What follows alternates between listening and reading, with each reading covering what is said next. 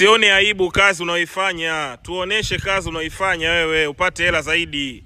Usione aibu, kuona aibu kwenye kazi unaoifanya ni kumkufuru Mwenyezi Mungu. Mungu amekupa uhai ufanye hiyo kazi unaoifanya. Wakati mwingine hiyo kazi sio ya milele. Tuoneshe leo kazi yako unaoifanya. Ukiwa kazini piga picha. Unaweza ukapata kazi zaidi au ukakosa kazi zaidi kwa sababu ya kuendelea kujificha. Usijifiche kama unafanya kazi yako, ioneshe kazi yako.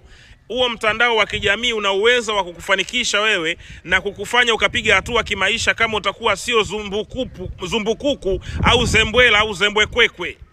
Wajinga wale na maanisha ambao hawataki kuonesha kazi zao katika jamii eti kisa wataonekanaje. Hakuna kazi mbaya wala hakuna kazi chafu. Kazi ni kazi, ni wakati tu unaweza ukafanya jambo kwa muda wakati Mwenyezi Mungu anakuandalia daraja na njia nzuri ya kufanya beta zaidi. Respect, share hivi.